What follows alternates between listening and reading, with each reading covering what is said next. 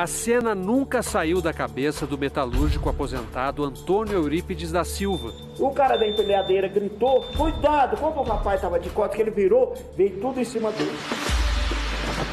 O rapaz saiu morto, foi esmagado.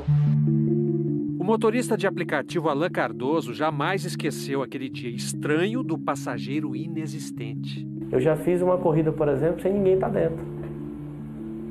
Surto. Ali eu acho um surto. Do que adoeciam os trabalhadores de 30 anos atrás? As doenças daquele período eram acidentes, perda de dedos, de braços, lesões por dores intensas. Do que adoece o trabalhador de hoje? De ansiedade, de síndrome do pânico, de agressividade, de insegurança.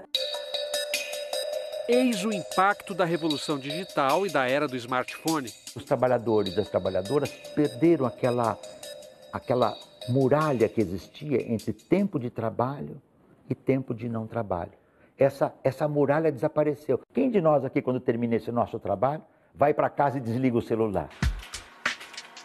Durante 30 anos, o grupo de pesquisa Metamorfoses do Mundo do Trabalho da Universidade de Campinas acompanhou as mudanças que a tecnologia provocou no perfil dos empregos. Em 1989, um ano depois da chegada da internet no Brasil, havia 7 milhões e 700 mil operários nas fábricas e 11 milhões e 900 mil trabalhadores no setor de serviços. Em 2017, um novo levantamento constatou os efeitos da automação. Com 9 milhões e 600 mil empregados, a indústria teve crescimento discreto no número de vagas. Com 26 milhões de trabalhadores, o setor de serviços foi turbinado pela revolução digital. Nessas quase 3 décadas, os pesquisadores constataram a mudança gradativa do adoecimento do trabalhador brasileiro. Processos de ansiedade, depressão, perda de sentido do trabalho. Em 1989, o que importava era a força bruta do trabalhador. É claro que as doenças de antigamente tinham que ser outras. O que o senhor fazia na fábrica? Eu trabalhava com o sol da ponta. Eu fazia a montagem. Um trabalho duro? Olha, eu vou ser franco, era pesado, você tinha que segurar as mangueiras aqui, era mangueira de água. Aquelas máquinas de furar chão mesmo, fazia barulho de quase 100%. Barulhão mesmo? Barulhão mesmo, não era só a minha não, tinha 10 companheiros, cada carro com uma máquina daquela lá. A traseira, não é a traseira da Kombi? Uhum. Aquela peça inteira é inteira. E pegava com a mão, o senhor sozinho? Duas mãos. E deu um momento que deu um turvão, um raio, e aquela solda, aquela máquina me puxou. E eu fiquei grudado por alguns segundos, aí... Pá. Não, e depois eu comecei a ter problema, tremor. A sua perda auditiva hoje é de quanto? Tem um que não tem mais jeito, já está quase 100%, e o outro já está 90%. E o que o senhor tem, essa bengalinha, por quê? É por causa do desgaste. Na cabeça do fêmur? Coloquei a prótese. Aí o senhor parou de trabalhar? Não, continuei trabalhando. Continua trabalhando? Até aposentar. Eu não abandonei o serviço, eu não reclamei nada com ninguém, porque eu precisava trabalhar. Diz que quem vai no inferno acostuma com o diabo, né? Podia ser duro, podia ser pesado, mas ele leva o ouro, mas deixa o couro.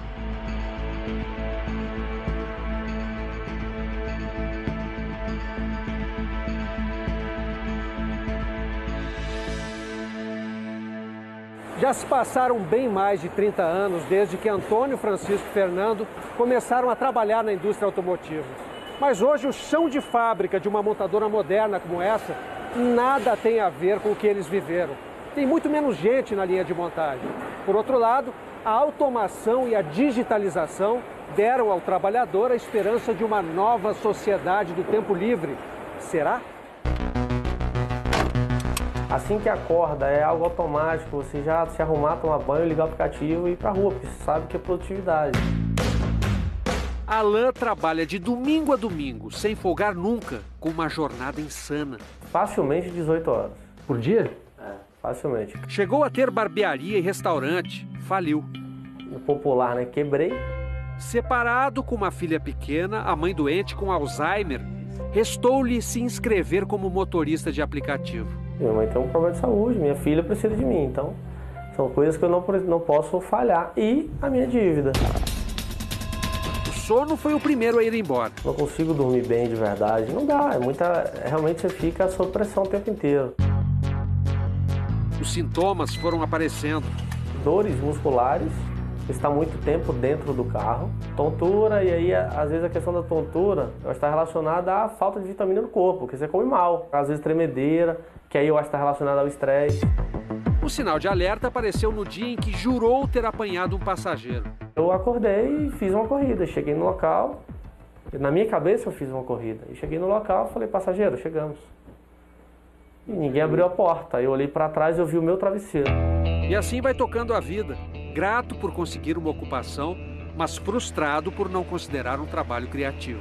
É uma atividade braçal, vamos dizer assim. Você não precisa ter formação acadêmica alguma para fazer isso. Você se considera um operário? Todo mundo que está nessa atividade, fazendo atividade, é um operário. A percepção de Alain bate com os estudos da Universidade de Campinas. Ele é o que os pesquisadores estão chamando de infoproletário. São os operários do novo mundo do trabalho digital. Motoristas de aplicativo, operadores de telemarketing, técnicos da indústria de software, vendedores de comércio digital, bancários e dezenas de outras ocupações. Daquele trabalhador ou trabalhadora que em qualquer atividade que ele desempenha hoje, ele depende da máquina digital, informacional, do smartphone, alguma modalidade de trabalho digital. Uma atividade com características bem definidas. Intensidade do trabalho, pouca criatividade, pouca capacidade de controle e nenhuma estabilidade para amanhã ou depois. E o infoproletário sonha com a condição de classe média e vivencia a condição proletária. Ele sonhou que ia ao paraíso e está batendo no inferno. Parecia mesmo a porta do paraíso. Olha, tem uma empresa ali que está contratando, a gente sem experiência, primeiro emprego. Um meio período com tempo livre para outras tarefas. Como eu sou muito comunicativa, falei, vou me dar bem. E fui. Mas com 6 meses de telemarketing, Christopher e Larissa começaram a pifar. Dores de cabeça, dores de estômago, dores no corpo. Aí que seu psicológico começa a ficar abalado, começa a vir dor de cabeça, e aí quando você começa a escutar um zumbido, você começa a sonhar com isso. Christopher correu para o médico porque achou que estava tendo um infarto. Eu tive dores desse lado do braço, eu tive dores no corpo, calafrios. Mas não era. O próprio médico me disse que, olha, você está doente de uma crise de estresse e ansiedade, você não está bem e você tem que se cuidar.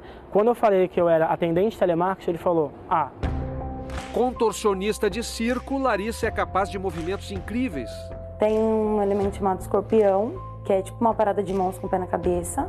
Mas desde que entrou no telemarketing, mal consegue mexer o punho por causa de uma tendinite. Qualquer movimento repetitivo com a mão, atrapalhando meus treinos, porque se eu ficar muito tempo de ponta cabeça, machuca. A repetição frenética vem debaixo de muita pressão.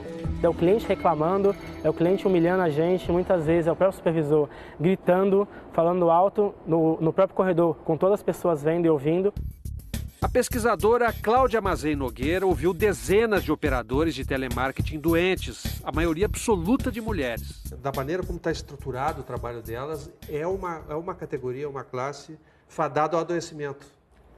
Com certeza absoluta, sem medo de errar. O Brasil tem hoje cerca de 1.600.000 operadores de telemarketing.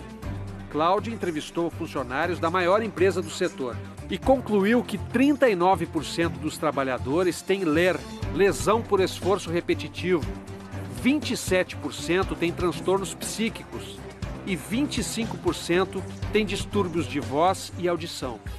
Em nota, a Associação Brasileira de Teleserviços, que representa as empresas do setor, contesta a pesquisa. Diz que o índice de adoecimento é inferior a 0,5%. Cita pesquisas internas de satisfação em que 95% dos operadores de telemarketing se declaram felizes com o trabalho. E afirma que as empresas têm diretrizes claras de proteção ao trabalhador. Os patrões estão preparados para enfrentar essas novas doenças de ordem psíquica que apareceram com a tecnologia? O impacto da tecnologia é tão brutal que ninguém na sociedade está preparado completamente para trabalhar. Então a gente tem que ter um processo que é de nação, construção de todos, para resolver isso. O problema não é a tecnologia em si, é como nós nos preparamos para as transformações que a tecnologia gera.